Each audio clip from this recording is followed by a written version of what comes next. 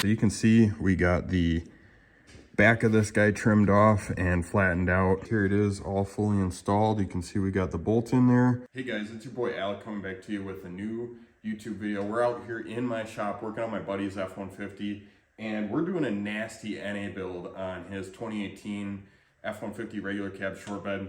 One of the things that is a piece of that puzzle is a GT manifold. And unfortunately, this one came right off a Mustang and it is not drilled for the map sensor. So that's what I'm going to be showing you in today's video, specifically how to clean up the back of the manifold and then drill your hole for your map sensor. I'm not going to go over all the other things about doing a GT manifold swap. If you're already interested in doing a manifold swap, so you already know some of the benefits of having higher RPM and the coyotes love to rev, this is the way to do it. So we're going to start working on cleaning up the back of this intake manifold so that we can drill our map sensor, and that's what I'm going to show you today.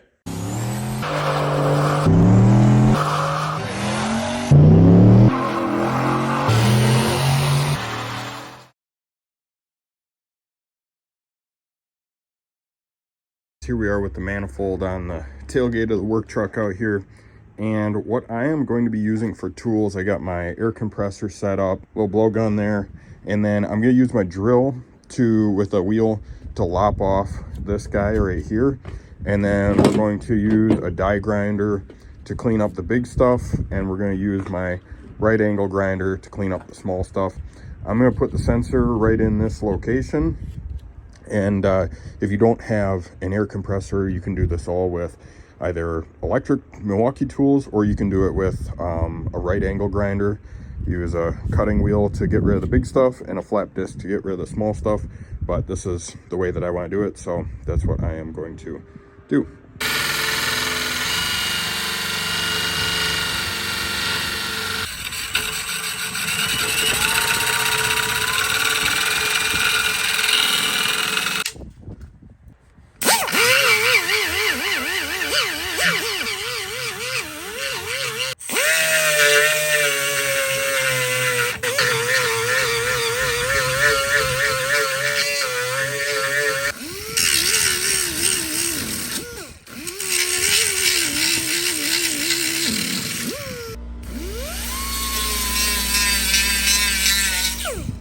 So you can see we got the back of this guy trimmed off and flattened out. The deburring bit did a really good job of just eating away the plastic after we cut it off with the drill. So I'm really happy with that. I have the stock map sensor out of the original OEM manifold, and I'm just getting ready to drill a hole. I got this Harbor Freight bit set, and it's good for like plastic and stuff because it's got a lot of different sizes in it. And so I just measured the factory hole right at 11 millimeters. And so what I came over here to find is that the 27/64 bit is right under where I need to be. And so what I'm hoping to do is to use that, and then if I gotta enlarge it just a tiny bit, but I am looking for a tight fit, and then we are going to put just a little bit of RTV sealant on it just to make sure that we have a tight fit. But that is 27/64. I got that out right there, and I'm going to get a pilot bit, of course, and we are going to drill the back of this manifold and get the sensor installed. All right, guys, I ended up using the drill bits, and then that one was too small. Of course, we knew it was going to be too small, but I wanted to start that way. Then I switched over to using some step bits, and so I'm using the 13 step bit, which is this one in this kit right here. This is the Harbor Freight. I don't even know if they sell this anymore because this is probably 10 years old, but W9003 is the part number.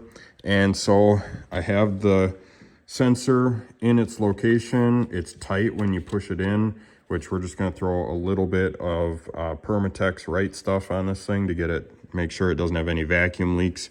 So you can see I also got the hole drilled for the factory screw that they use. And so the one thing I will tell you is for the hole for the map sensor, I ended up using I made a Sharpie mark on it.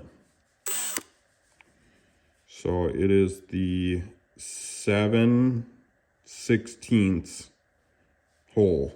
And you can see where my blue mark was showing me to stop. And then for the bolt, I ended up using the 7/32, and you can see my Sharpie mark on there for that one. So 7/32 for the bolt, 15/32 for the hole. Now the one thing that I will tell you, I already made a mistake, and I will be glad to show you that. I left the O-ring on when I put this in because I was like, oh, well, I'm gonna see if the O-ring will seal up. Well, the plastic's too thin, and now this map sensor is stuck inside of here with that O-ring being on there. So how am I gonna fix this in the future when this has to come back out? Because the truck that we're working on right now, Dale's truck, is getting a Raptor R or a Predator blower. And so this will eventually come out and then go on my twin turbo F-150. What we're going to end up doing when we have to get this guy out is we will just end up either drilling out this map sensor or sticking a little Sawzall blade between those two and cutting it out. And then the pieces that fall off, we'll just make sure we clean out of the intake. So for now, we're going to put some glue on it, and I'm going to thread in this screw, which you can see does not thread in by itself. So it's going to hold it there nice. Put a little bit of Permatex Right stuff on it, and we are going to be looking real good. Alrighty guys, here it is all fully installed. You can see we got the bolt in there. Got a little bit of Permatex Right stuff around it, and it is a nice tight fit. So I am very happy with the install, especially being this is my first one that I've had to do. So like I said, use those drill bits, the step bits that I was using.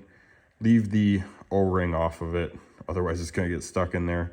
And just take your time with it. I think this took me about an hour to do from start to finish. And with that being said, if you guys want to see any more content, racing content, building content, twin turbo Coyote F-150 content, or NA build and then Predator blower content, make sure you subscribe down below. Till I see you guys next time, peace.